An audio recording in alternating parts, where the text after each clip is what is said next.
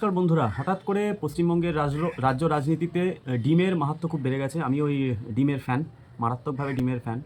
ভোটের রেজাল্ট বেরোনোর পর আমরা দেখতে পাচ্ছি দুর্নীতির অভিযুক্ত যেসব তৃণমূলের নেতারা আছেন তাদেরকে সাধারণ মানুষ ডিম থেরাপি দিচ্ছে, ছোট বড় সকল নেতাকেই। আর তাছাড়া হঠাৎ করে যেটা দেখা গেল যে এখানে হঠাৎ করে সেকুমাকু যাদের বলি আমরা, সেই সেকুমাকুরাও ডিম থেরাপি নিয়ে বা ডিমের রাজনীতি নিয়ে মাঠে নেমে গেছেন। কীরকমভাবে? ঠিক মতো শুভেন্দু অধিকারী বললেন যে কলকাতা মিউনিসিপ্যাল কর্পোরেশনের মধ্যে যে সকল স্কুলগুলো আছে সেই স্কুলগুলোকে যে মিড ডে মিল দেওয়া হয় সেই মিড ডে মিলগুলো এবার ইসকনের দ্বারা পরিচালিত হবে। মানে এটা একটা পাইলট প্রজেক্ট ওরা করেছে। তো এরপরে যদি ওটা সাকসেসফুল হয় তাহলে হয়তো পুরো রাজ্যই এই ইসকনের মাধ্যমে মিড ডে মিলটা সরবরাহ করা হবে। কিন্তু দুর্ভাগ্যের বিষয় এটাই যে এবার মাকুরা সেই রাস্তায় নেমে গেছে কি ইসকন কি ডিম দেবে? আর ডিম না খেলে কি সেই বাচ্চারা সুস্থ থাকবে? আমিও রাজ্য সরকার স্কুলে পড়তাম। আমার যখন আমি মাধ্যমিক পরীক্ষা দিই, উচ্চ মাধ্যমিক পরীক্ষা দিই, আমার পুরো এই যে পড়াশোনার যে টেনিয়রটা উচ্চ মাধ্যমিক অবধি, আমি কোনোদিন কিন্তু মিড ডে মিলের ছিটেফোঁটাও পাইনি আমার স্কুল থেকে। জানি না আমার বন্ধুরা পেয়ে থাকতে পারেন হয়তো, সেটা গোপনে, কিন্তু আমি পাইনি। তখন বাম জমানা ছিল।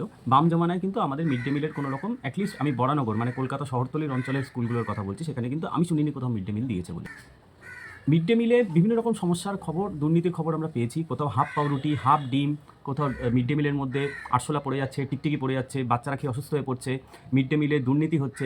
তো এই সব সমস্যাগুলোর থেকে দূরে সরে যদি ইসকনের মতন একটা সংস্থাকে দেওয়া হয় মিড ডে মিলের দায়িত্ব, তাহলে আমি যেটা মনে করি যে অনেক পরিষ্কার পরিচ্ছন্ন হাইজেনিক খাবার এবং পুষ্টিকর খাবার পাবে।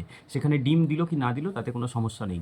আরেকটা কথা, যে প্রোটিনের কথা বলা হচ্ছে, ডিম থেকে বেসিক্যালি যে প্রোটিনটা পাওয়া যায়, আমরা সয়াবিনের বীজ, তাছাড়া বিভিন্ন অন্যান্য খাদ্য সমস্ত ডাল সামগ্রী দিয়ে আমরা এই ডিমের যে প্রোটিনের মাত্রাটা, যেটা ডিমের রিপ্লেসমেন্ট হিসেবে করা যেতে পারে, সেটা আমরা করতে পারি। আমি জানি না এখনও যে ডিম হয়তো বাদ চলে যাবে কি থাকবে। যদি ডিম বাদ চলে যায়, কারণ ভারতবর্ষে প্রচুর এরকম নিরামিষভোগী মানুষ আছেন যারা ডিম, মাছ, মাংস এগুলো খান না। তারা তো কেউ অসুস্থ হয়ে পড়েন না। অনেক অ্যাথলিট আছেন যারা ডিম, মাছ, মাংস খান না।